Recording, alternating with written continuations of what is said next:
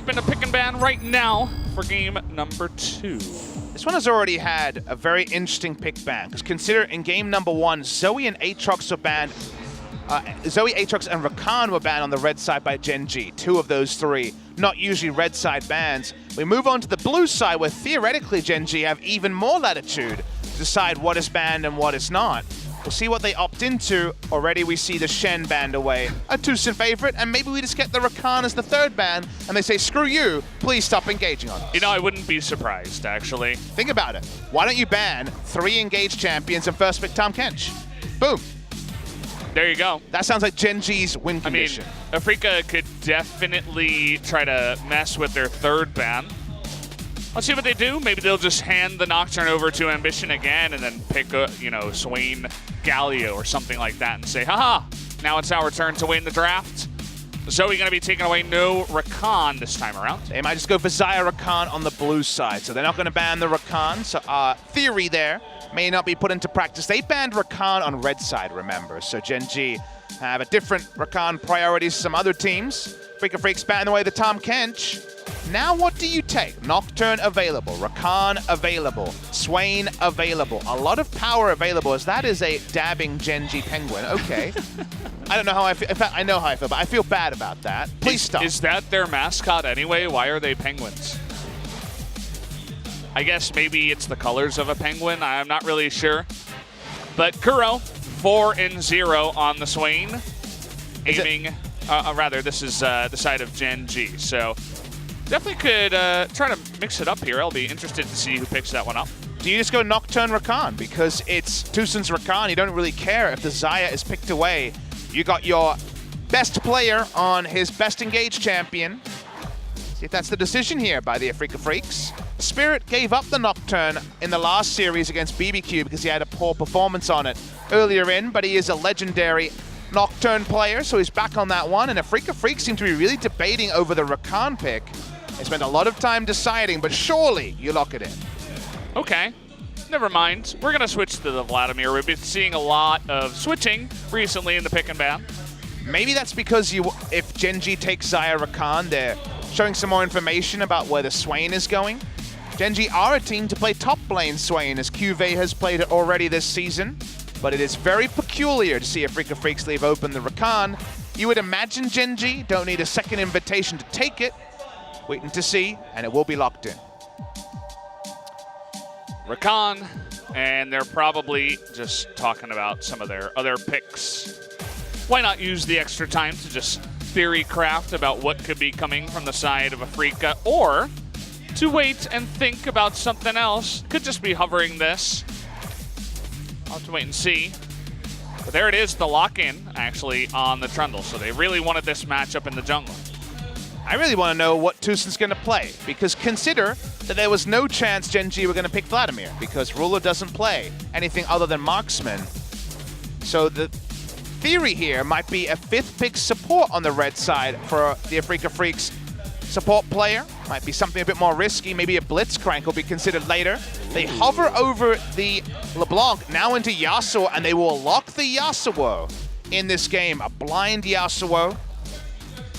Top or mid lane for this Swain, most likely.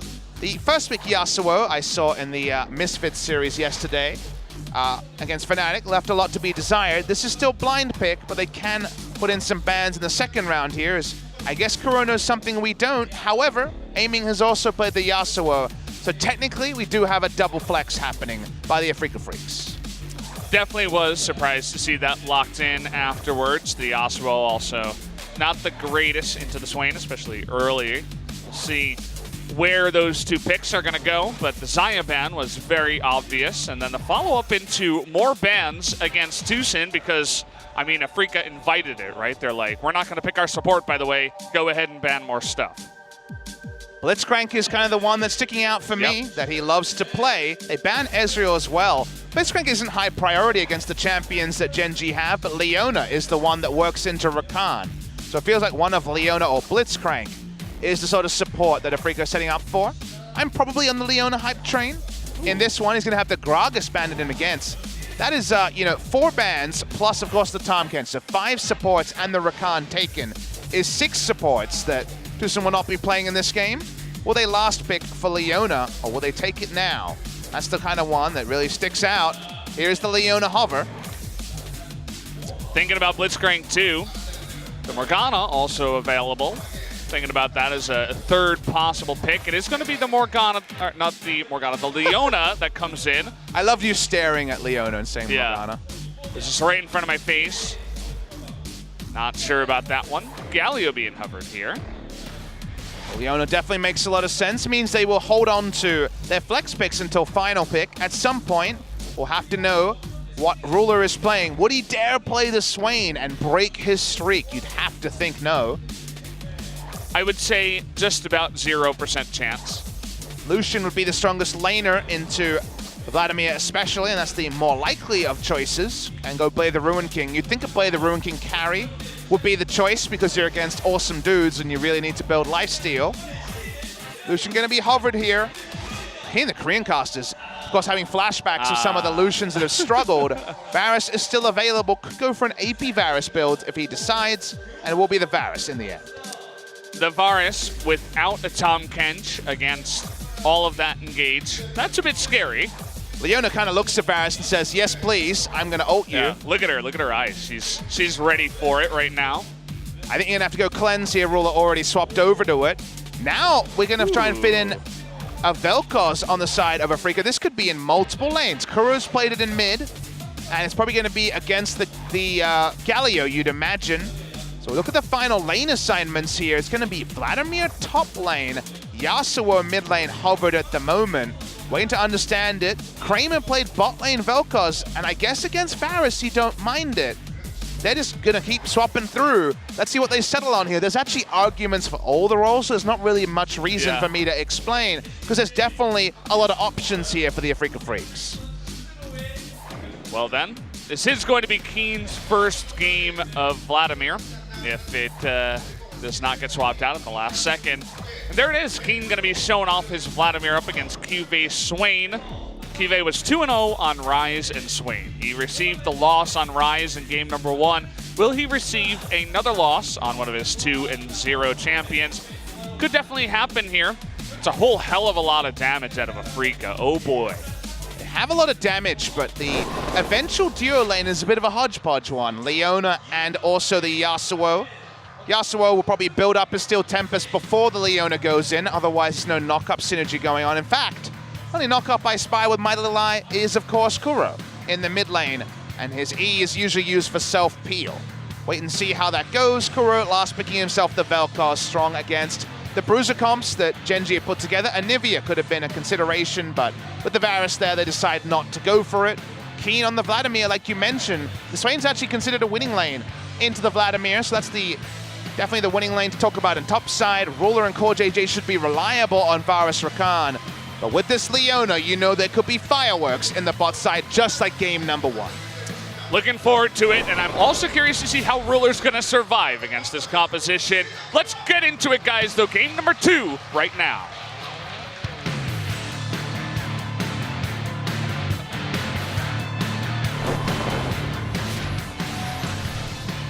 소환사의 협곡에 오신 것을 환영합니다.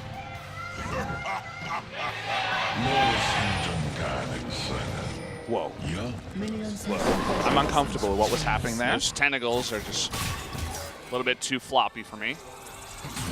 It's making me a little bit uncomfortable, Papa. I'll take an out-of-context quote for 500. Please someone clip that and use it as your ringtone. Or your text tone. Oh boy, yeah. Just put that on repeat. That sounds good. Well, the tentacles could definitely have a lot of value as this game goes on. The Vel'Koz ulti could be pretty valuable if he can hold on to his life before all of Rakan's CC is used. After Rakan has gone in, there's not too much follow-up there on the side of Genji. Looking at the summoner spell choices here, look at this. We do actually have an interesting keystone. Kuro has gone for Unsealed Spellbook. The cleanse, pretty needed with the amount of CC on the enemy team, but he wants to be able to flex from there if the situation dictates.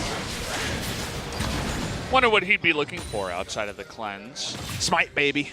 Smite, I guess. You know, it's very common, especially on supports that pick up the Unsealed Spellbook. The one that's actually not discussed that much is Ghost. Ghost can be very useful for a mage like Vel'Koz, who, outside of his ultimate, does like to reposition for his abilities. But the Cleanse, I think, will dominate, you'd have to imagine. Maybe even Ignite when his jungler's coming in. Could be situationally used. Let's see. Go ahead. A teleport, not for ganks, but just for lane presence if he takes a little bit too much damage in the mid lane. Well, his wave clear is better than the nerfed Galio's wave clear, and that's going to be happy for him at the start of the game. I'm interested to see if Aiming and Tucson can get through this laning phase with any degree of parity against Varus and the Rakan. Pretty powerful duo locked in by Genji. I love the mana that comes in from the Scuttle Crab. It's really good on a bunch of various amount of support, or rather junglers. I feel like it was definitely needed. A lot of control here for the side of Genji. Winning lane in the bot lane for certain. Nocturne's just farming though, Spirit, hoping to find more success with his ults than he was able to against BBQ Olivers. Remember, Freeca's coming off that embarrassing loss just a few days ago, so it would be a big statement if they could back up a 2-1 loss to BBQ with a victory to confirm that their candidacy for the top 5 is still pretty rock solid. It would also just make things really weird for the LCK. I feel like Genji is up at second place right now, but everybody's so close to each other. But then you look at Kingzone, they lose to Jin. Then you look at Afreeca, they lose to BBQ. And then those teams just turn it around and win against other really strong teams very soon after. It's let's ask the question. It's very crazy. Who is the best team in the LCK, in your opinion? Griffin. Well, we do have the engage here. Double knock up on Aiming, who does eat that Ignite. Rather, not the Ignite, but just the healing reduction. But either way, the fight does go in the direction of Genji as predicted. Let me ask you a follow-up question. Who will win LCK Summer as of now, in your opinion? That's a much harder question, right? I feel like right now Genji is the strongest team, or not Genji, Griffin is currently the strongest team when it comes to just mechanics and winning these best of 3s, but the best of 5 is going to be a lot harder. The lack of experience is going to make it hard to actually win up against all these other strong teams that have been there, done that before. Spirit's shadowing here, by the way, to cut you off. He's maybe out KT. of vision. Maybe KT go ahead and just climb the ladder no matter where they are in the top 5. I feel like they're currently the best. Tucson walking forward straight into it. Nearly dies before he can flash, but it's not going to matter. First blood before Spirit can even join the fight. This is easy as you like. Well done by Ambition. Very curious setup by Afreeca Freecs when they have a level 4 Nocturne. I don't really see how that's going to be made to work. I understand what they were looking for, but Nocturne was always going to take a long time to even put out a Duskbringer, let alone anything else in the fight. So it ends up being a donation by the Afreeca Freecs in a lane where I don't know they can afford to be donating Valdez. Leona Yasuo is already a risky one. Tucson walks up, he thinks he's baiting, he doesn't know that the enemy Trundle is here. But given that reality, he goes down very fast. The second you're face checking a Trundle with the Rakan right next to him, and you have just nowhere to go, you are going to die.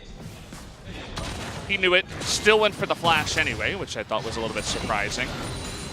It is fun to come back to the predictions of, it feels really matchup centric, doesn't it? Because if I tell you, hey, it's KT and Griffin in the final, I'm sure you feel really good about your KT prediction. Like, yep.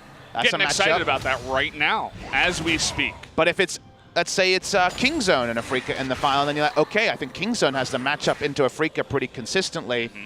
And there's just lots of matchups that seem like they have a name that leaps off the paper, but we're going to have this weird situation where Griffin might win the regular season and have a month off to research, but also to stew while they're watching the the rest of the matches unfold around them. There's so many different variables, and that tells you that right now the difference between first and even 5th and 6th place is pretty minimal.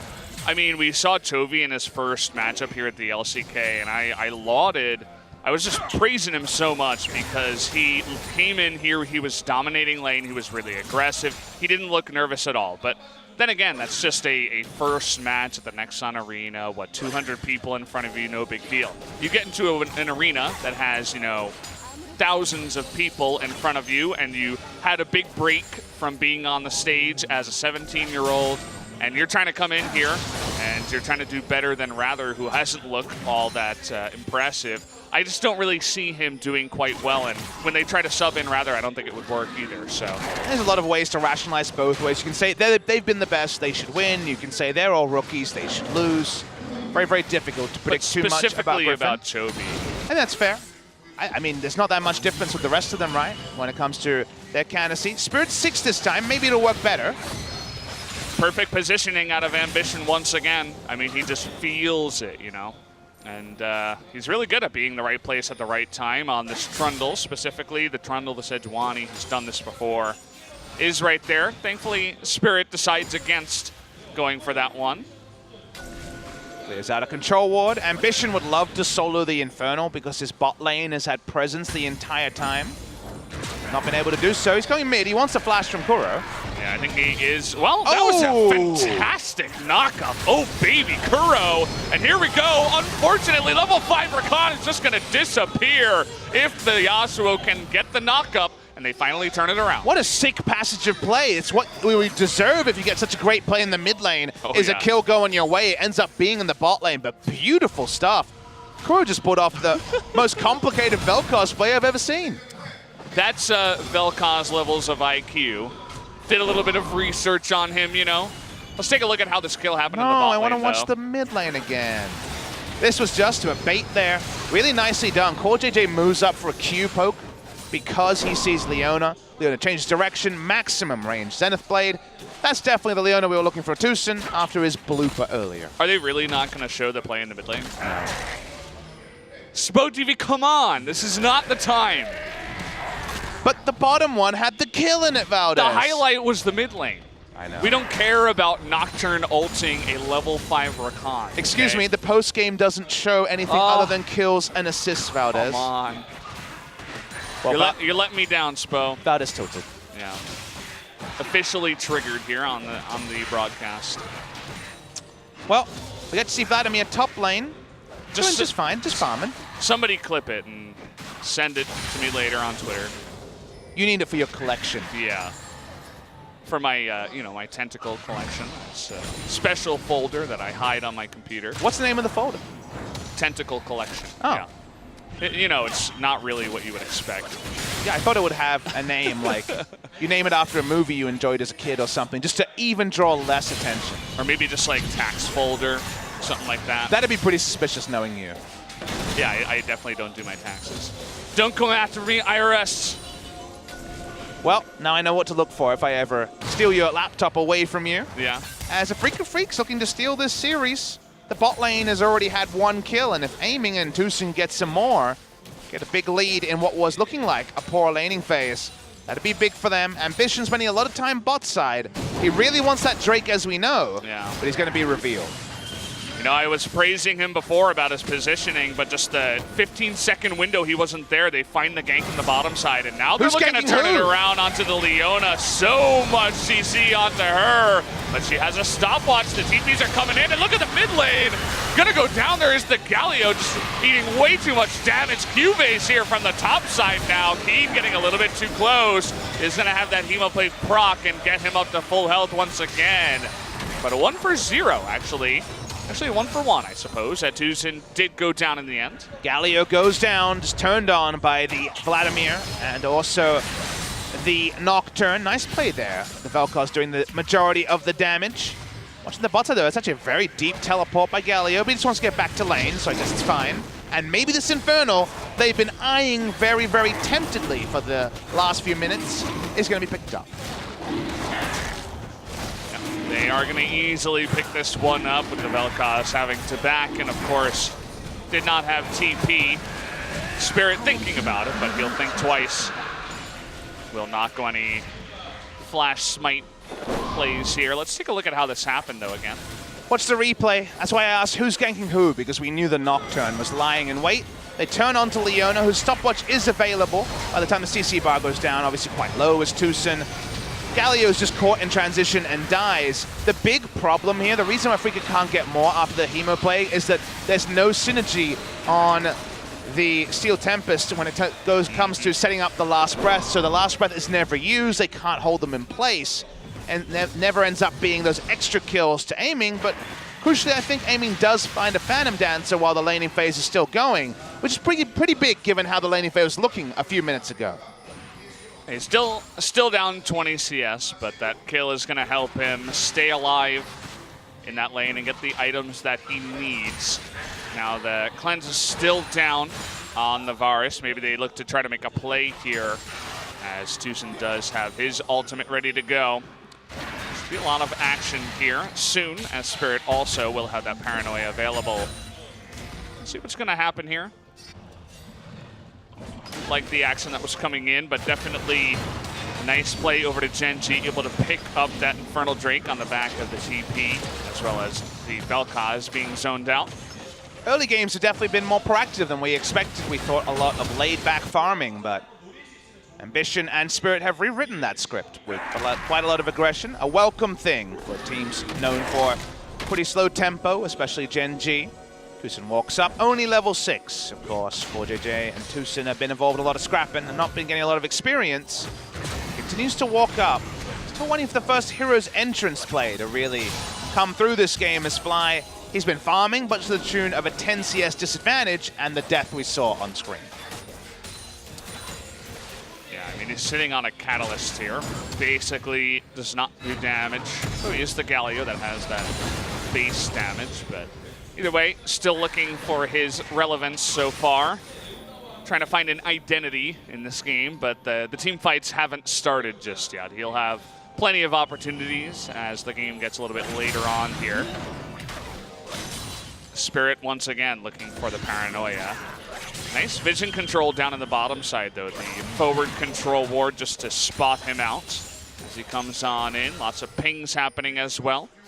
Afreeca Freecs know about the ward that's been the River Brush for basically the entire game. It's the one that Ambition's been sitting on for the majority of the first 10 minutes.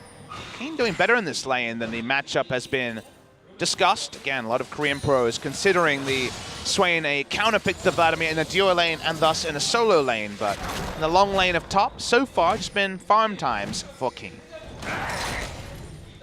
Take a look at the Scuttle counter here after it does update. It's Genji 6-0. Ambition, definitely one thing he's been doing well, although he is still a level down on the Nocturne, even with 2 kills somehow.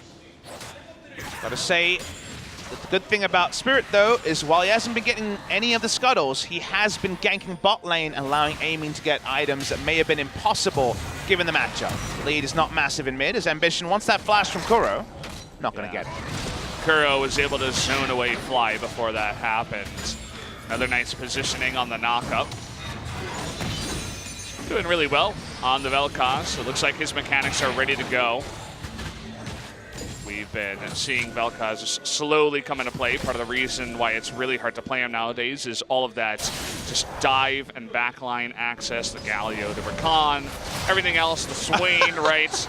That would have been awesome if Tucson just followed him back into the fountain. There's definitely been patches and mechanics where that happened, so I wasn't sure until it all ended what would happen there.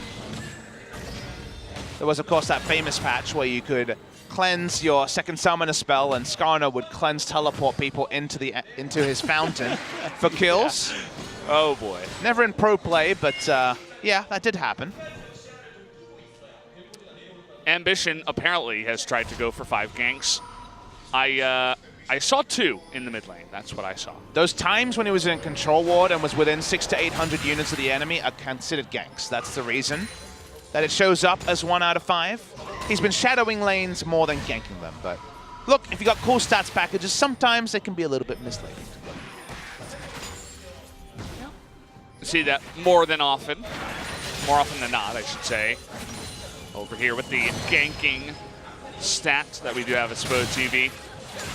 A lot of action a little bit earlier on. You'll notice that the first item after jungle item for Ambition is the Knight's Vow. We talked about how is the Varus exactly going to stay alive in these team fights. That will definitely help him out. And he's going for lane Trundle. He's going to walk into lane. He puts the Knight's Vow onto the Varus and says, all right, Varus, we're against 3 melee champions. Let's take a turret.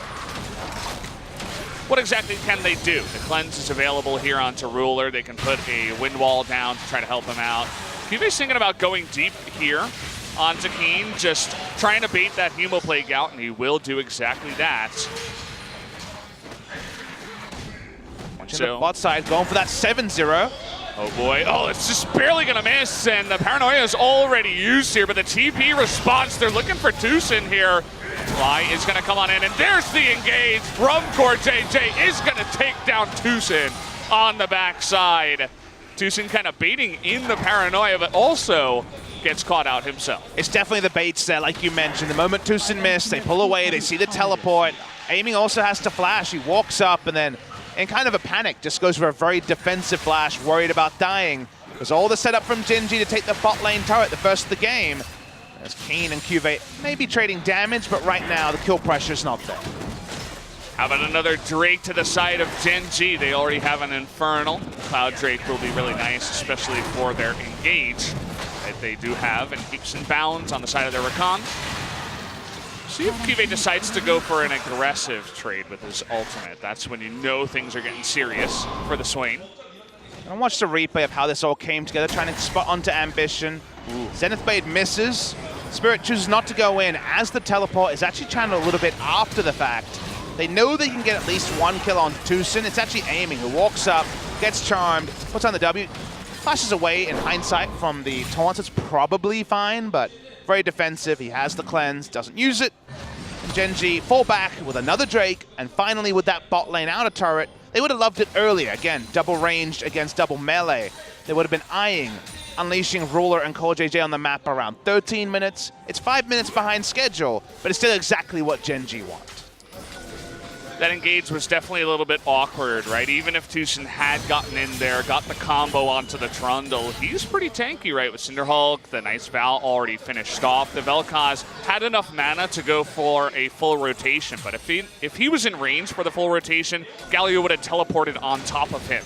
And then you're looking at perhaps 2 kills. Maybe Aiming joins in, you get him as well, and you trade for a 3-for-1, and it also doesn't go in your way. So just not the greatest look at an engage, I'd say, for Afreeca.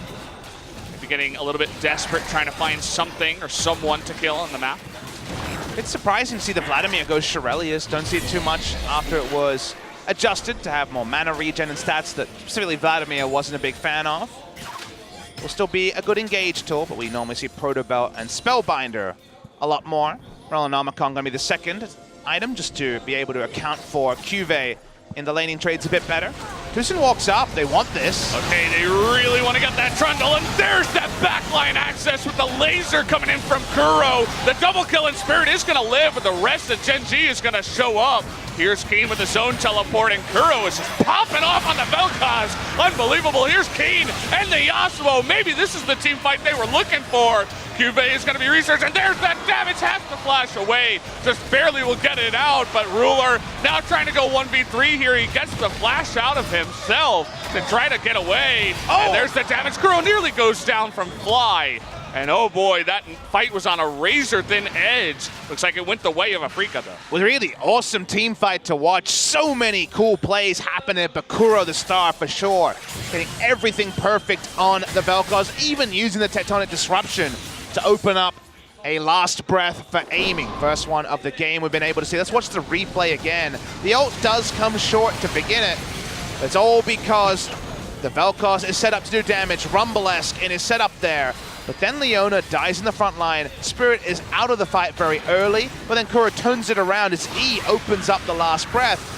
And they almost pick up more exit kills here to Afreeca Freecs. Just imagine a later game fight where the Vel'Koz is even more fed. The Yasuo, instead of just last breathing in and then disengaging, he's blowing up your front line. Ruler could be zoned out if you're looking at more team fights like that. But it's cool how even the last part makes sense, but Ruler feels he's strong enough to walk up because he still has the hero's entrance available for the damage reduction. Cool team fight. Small lead to Afreeca Freecs, but definitely nothing to blow up in the game, and can't really ask for much more in terms of parity than what? The better part of 500 gold at 21 minutes. Well, Kuro was definitely the MVP of that fight. He's got the biggest part of the graph right there in the middle. How do you do 32 damage? Do you... The Cinder Hulk burnt someone for 1 second? I guess so. I think that would have to be at least 2 seconds. Well, Gen G, they're not going to go down without a fight here. They do have the Rift Herald. They're going for the mid lane turret, but with not much of a wave behind this. And oh boy, okay, going to go 1v1 down here onto the Trundle Spirit. He's feeling it. There's the flash forward from Keen, but Cuvée lives. But look at the front line Ambition. Going to get pretty low here, and down he should go. Staying alive for a really long time. Cuvée still super low, but Tucson engaging a little bit too much. Ruler had a really good position over the front of the wall, doing that damage over it. Just going to be a 1-for-1 in the end. Kuro is able to do so much damage, doesn't matter. The 1-for-1 favors the side of Afreeca because they get the smite away from the enemy. No Drake, no Baron threat just yet. Spirit in a really weird spot. I wasn't watching the mini-maps. I don't really know why Spirit and Cuvée were in melee range of each other as the Paranoia was used. They're going to pick up a Scuttle Crab from this. Second of the game for the Afreeca Freecs. Kuro is just a damage item short of getting pentakills every team fight, it feels like. We're going to get that replay. So Cuvée walking around, they don't know he's there. The control ward, he just opens up onto Cuvée because they have the Vladimir on the bottom side to be able to move over. But everything is used to peel for Cuvée. It means no one's there to help Ambition, and that's why Ambition goes down really early. Just wait for the next fight where your Trundle doesn't have a stopwatch, and he'll go down real fast, the rest of the team. But really got to applaud Ruler as well. He had really good positioning in that fight, was part of the reason why Afreeca had to disengage. I talk about the Vel'Koz and the Yasuo getting scary, but if they can keep the Varus alive in these fights, you can see once again he does the most damage on his team. He's going to be the real key for them winning. And we need to see something out of aiming. I don't think he can rely on a Vel'Koz E. It needs to be his own setup on this ultimate because the Vel'Koz is not going to have too many more fights where Gen G just let him do his thing. He's been able to win skirmishes 2 times in a row. Speaking of skirmishes, a lot of people come in melee range of each other, but no engages just yet. Yeah. I talked about the damage that comes out of Afreeca's composition. They just look really aggressive. You know, they look just so ready to take any fight if anyone wants to step forward. They're going to take domination of this river in the bottom side, and of the Drake down here. We'll go over to the Nocturne. So they do deny it a third Drake away from Gen G. Once again, a really, really close game so far. 5-5. The gold lead for Gen G is only about 1,000. It's really either team's game from here. Bit of a weird game too. The Yasuo is 2-0-2, even though he's done precisely nothing. Gone for a very defensive build as well. He's gone for the Sterix because, look, there's a lot of CC and tanky members on the side of Gen G, and he needs to live through it.